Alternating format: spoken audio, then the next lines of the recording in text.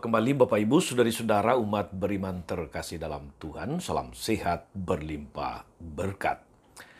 Hari Selasa tanggal 13 Juni 2023, gereja memperingati Santo Antonius dari Padua. Dia adalah seorang imam dan pujangga gereja. Saya Magus CSSR mengajak saudari-saudara merenungkan kutipan Injil Matius bab 5 ayat 13 sampai 16. Kita mendengarkan sabda Tuhan. Dalam nama Bapa dan Putra dan Roh Kudus. Amin. Dalam khotbah di bukit, Yesus bersabda, "Kalian ini garam dunia. Jika garam itu menjadi tawar, dengan apakah dapat diasinkan? Tiada gunanya lagi selain dibuang dan diinjak-injak orang. Kalian ini cahaya dunia. Kota yang terletak di atas gunung tidak mungkin tersembunyi. Lagi pula, orang tidak menyalakan pelita lalu meletakkannya di bawah gantang, melainkan di atas kaki dian, sehingga menerangi semua orang di dalam rumah itu. Demikianlah hendaknya cahayamu bersinar di depan orang, agar mereka melihat perbuatanmu yang baik dan memuliakan Bapamu di sorga." Demikianlah sabda Tuhan. Bapak Ibu saudari-saudara umat beriman terkasih dalam Tuhan kita Yesus Kristus. Khotbah Yesus di atas bukit menyebut para murid, para pengikutnya sebagai garam dan terang. Kalian ini garam dunia. Kalian ini cahaya dunia. Jadi itu sebuah penegasan, bukan sebuah harapan. Kalau harapan, maka Yesus akan mengatakan, kalian hendaknya menjadi garam dunia. Hendaknya menjadi cahaya dunia. Ternyata tidak. Yesus mengatakan, kalian ini adalah garam dunia. Kalian ini adalah cahaya dunia. Saudari-saudara, umat beriman terkasih dalam Tuhan, cara Yesus mengajar memang selalu mempesona, selalu memukau.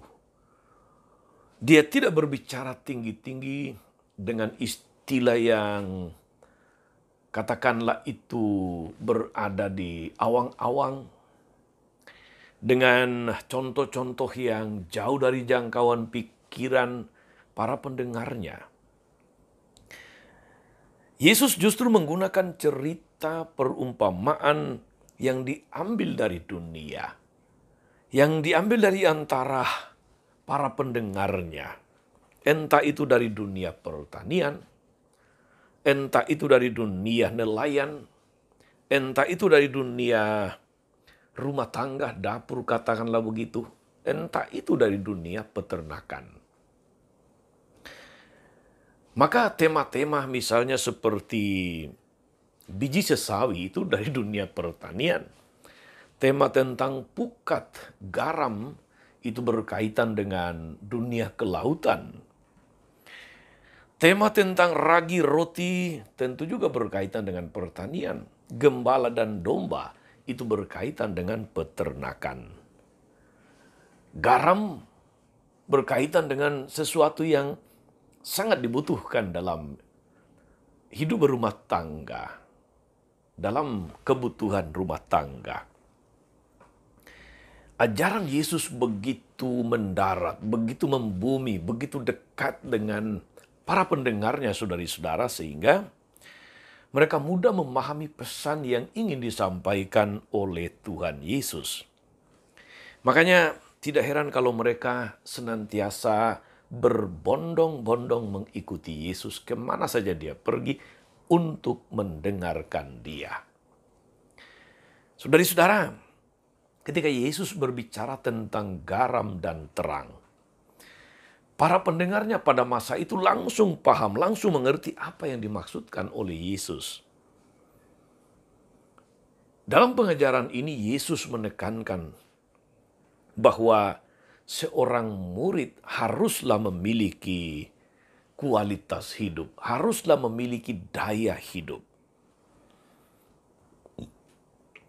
seperti garam yang dapat mengawetkan dan mengasinkan barang yang cenderung busuk, atau untuk menghindari kerusakan atau kebusukan.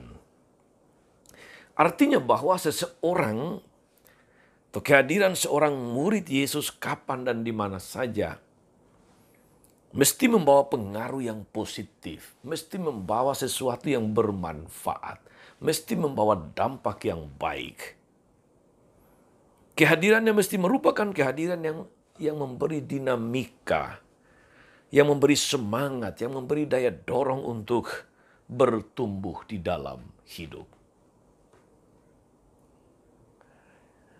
Di samping itu, saudara-saudara, Yesus juga mengharapkan atau menegaskan bahwa seorang murid haruslah menjadi seperti cahaya yang membersihkan terang bagi lingkungan sekitarnya, menerangi, membuatnya menjadi jelas, menjauhkannya dari kegelapan tentu saja.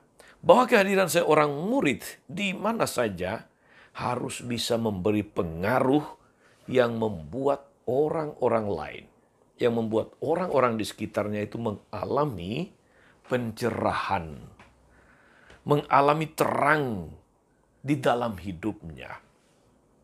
Kehadirannya tidak boleh membuat orang lain mengalami keredupan atau apalagi kegelapan. Saudara-saudari, dunia kita saat ini memang lebih banyak menyampaikan sisi kehidupan yang busuk, sisi kehidupan yang gelap. Kasus-kasus yang terjadi di antara kita di tengah masyarakat dengan sangat jelas menunjukkan ada sisi-sisi kebusukan, sisi-sisi kegelapan yang terus menderah dan katakanlah mengerangkeng manusia.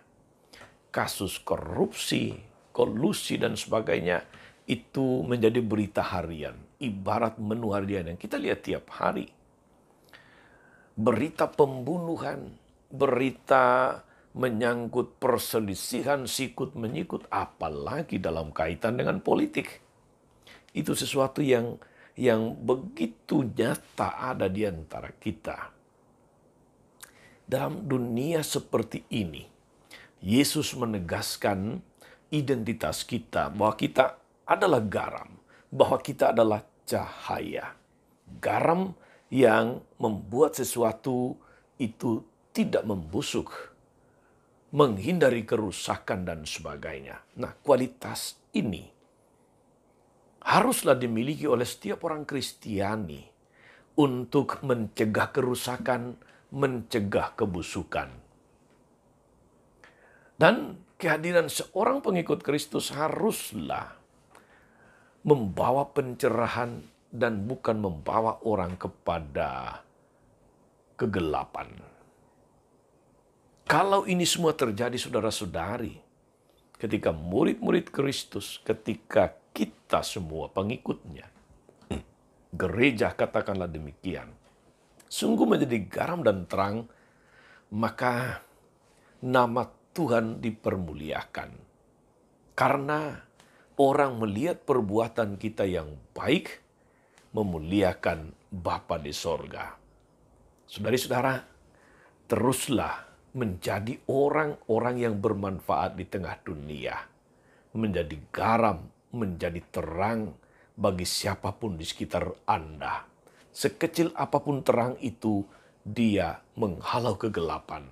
Sesedikit apapun garam itu, dia memberi dampak, dia memberi efek atau pengaruh kepada masakan.